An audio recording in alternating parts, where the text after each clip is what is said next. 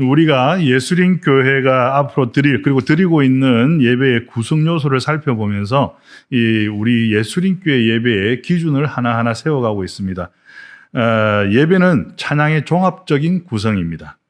노래, 그리고 또 악기 연주, 그리고 또 강단의 말씀, 그리고 다양한 기도, 그리고 또 헌금, 모두가 찬양입니다.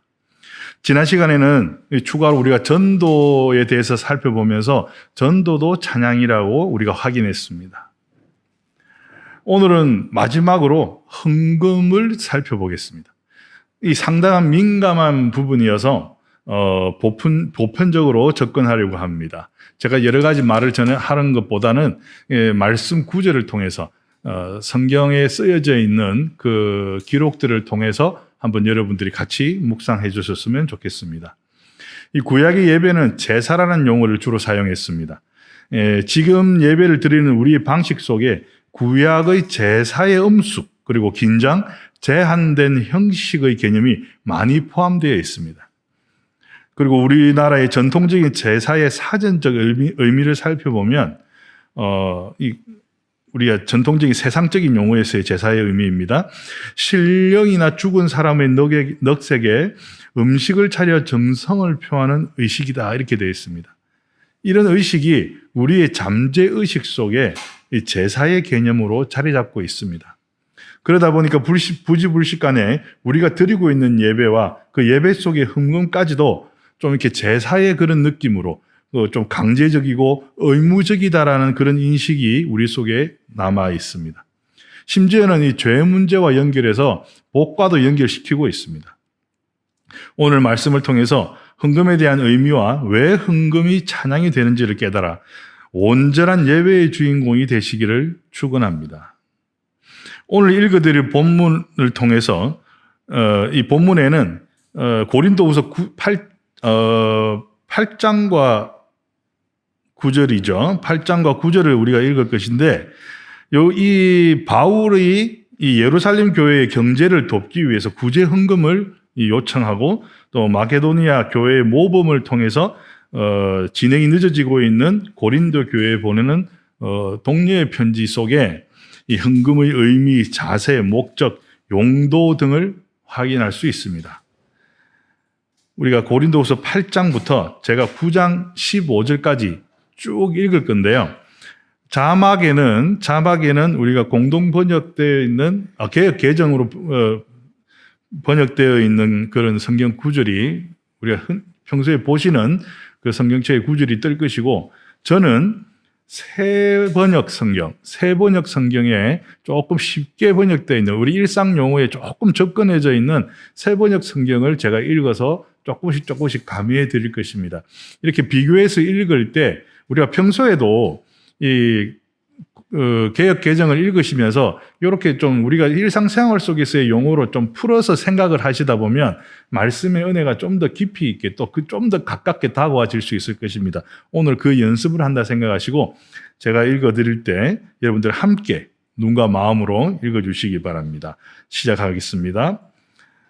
고린도서 8장 1절부터 시작합니다. 형제 자매 여러분, 우리는 하나님께서 마게도니아 여러 교회에 베풀어 주신 은혜를 여러분에게 알리려고 합니다. 그들은 큰 환난의 시련을 겪으면서도 기쁨이 넘치고 극심한 가난에 쪼들리면서도 넉넉한 마음으로 남에게 베풀었습니다. 내가 증언합니다.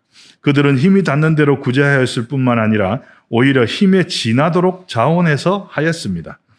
그들은 성도들을 구제하는 특권에 동참하게 해달라고 우리에게 간절히 청하였습니다.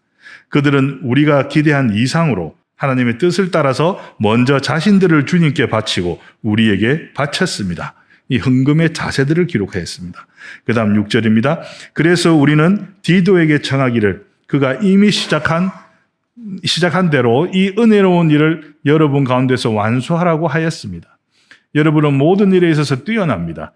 곧 믿음에서, 말솜씨에서, 지식에서, 열성에서, 우리와 여러분 사이의 사랑에서 그러합니다. 여러분은 이 은혜로운 활동에서도, 이 은혜로운 활동, 헌금을 이야기합니다. 이 활동에서도 뛰어나야 할 것입니다. 나는 이 말을 명령으로 하는 것이 아닙니다. 다른 사람들의 열성을 말함으로써 여러분의 사랑도 진실하다는 것을 확인하려고 하는 것뿐입니다. 여러분은 우리 주 예수 그리스도의 은혜를 알고 있습니다. 그리스도께서는 부요하나 여러분을 위해서 가난하게 되셨습니다. 그것은 그의 가난으로 여러분을 부유하게 하시려는 것입니다.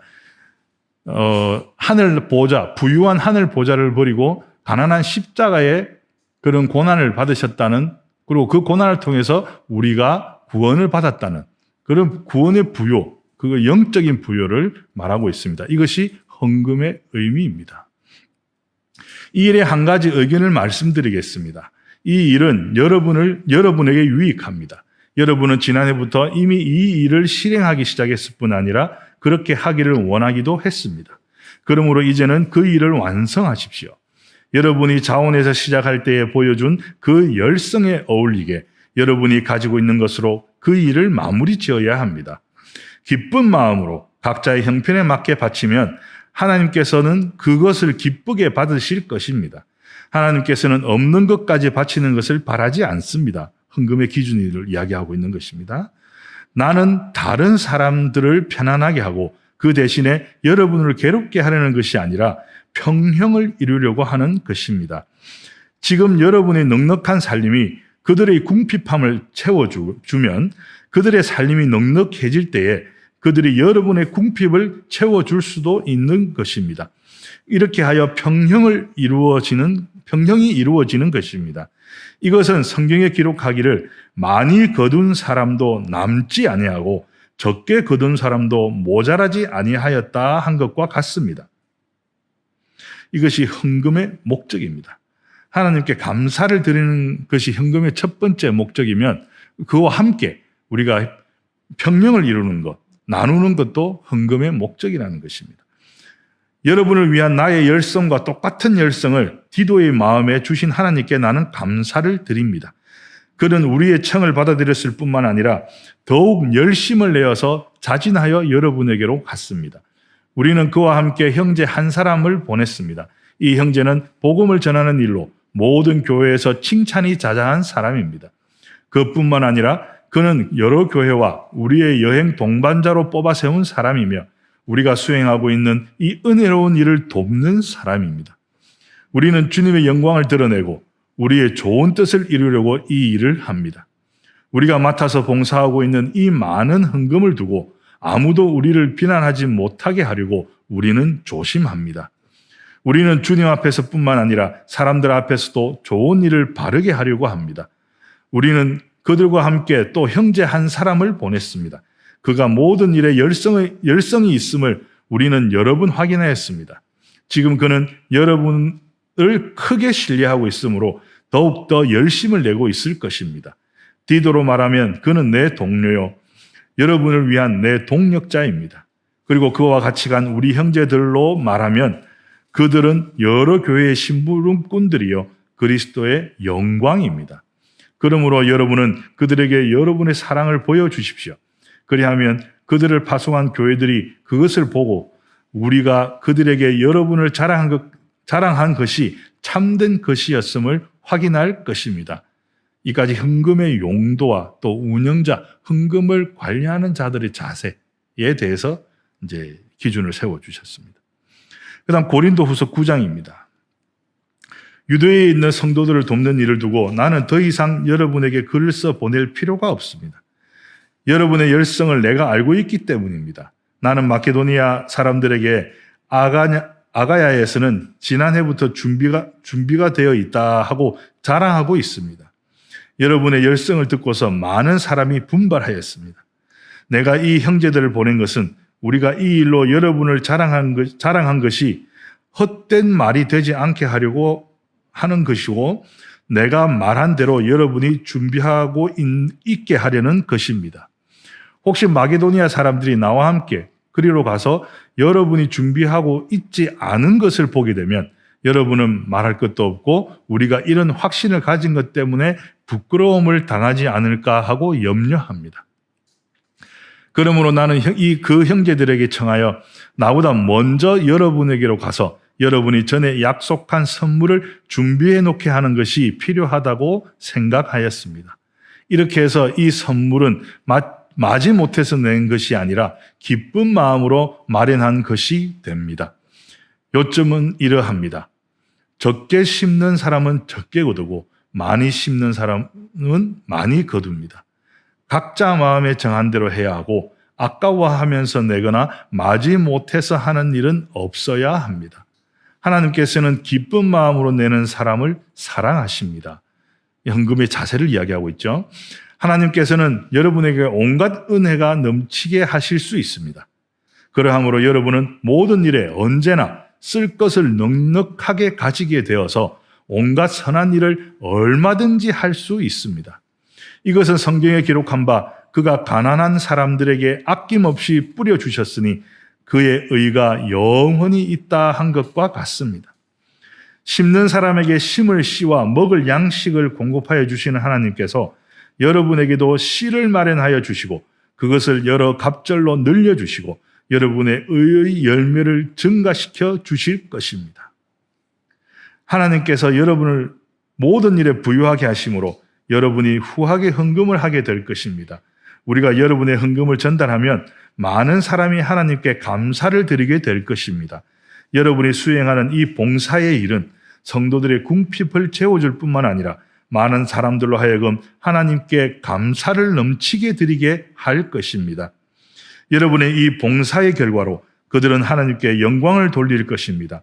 그것은 여러분이 하나님께 순종하여 그리스도의 복음을 고백하고 또 그들과 모든 다른 사람에게 너그럽게 도움을 보낸다는 사실이 입증되었기 때문입니다. 그들은 또한 여러분에게 주신 하나님의 넘치는 은혜 때문에 여러분을 그리워하면서 여러분을 두고 기도할 것입니다. 말로 다 형언할 수 없는 선물을 주시는 하나님께 감사합니다. 여기까지 헌금의 결과를 이야기했습니다. 어떻습니까? 8장, 9장 한 40절 가량 되는 거지만 읽어보니 헌금이 좀 가슴에 와닿아지십니까? 우리가 늘 읽는 고린도 후서의 말씀인데 요 두 장과 이제 신약 성경에서 헌금에 대해서 구체적으로 이야기한 것이 요 두 장과 그 고린도 전서 16장에 부분적으로 나와 있는데 이 두 장을 읽으면서 여러 가지로 우리가 다시 한번 생각해 보게 됩니다. 이 본문의 영적 흐름은 오순절 마가다락방의 교인들에게서 비롯됩니다. 사도행전 2장 43절에서 47절의 말씀을 더 보겠습니다. 사람마다 두려워하는데 사도들로 말미암아 기사와 표적이 많이 나타나니 믿는 사람이 다 함께 있어 모든 물건을 서로 통용하고 또 재산과 소유를 팔아 각 사람의 필요에 따라 나눠주며 날마다 마음을 같이하여 성전에 모이기를 힘쓰고 집에서 떡을 떼며 기쁨과 순전한 마음으로 음식을 먹고 하나님을 찬미하며 또 온 백성에게 칭송을 받으니 주께서 구원받는 사람을 날마다 더하게 하시니라.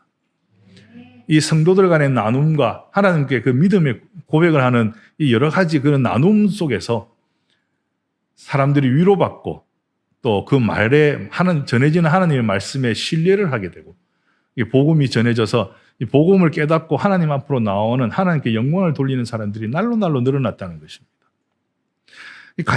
이 구약의 제사에서 제물을 준비하는데 이 제물을 죽이는 것은 제물을 바친 사람의 죄를 떠맡기고 짊어지게 한다는 의미를 담고 있었습니다. 구약의 제사는 이러한 효과들을 일시적으로밖에 누리지는 못했습니다. 그래서 계속 되풀이해서 때마다 바쳐야 했습니다. 하지만 예수님께서 바치신 제사는 자신을 바치신 십자가의 어린 양의 피로 바치신 그 제사는 단 한 번으로 영원한 효력을 발휘하고 있습니다. 이제 더 이상 제물을 드리는 제사는 예수 그리스도로 말미암아 끝이 났다는 것입니다. 더 이상의 제물을 통한 죄 사함은 필요하지 않습니다.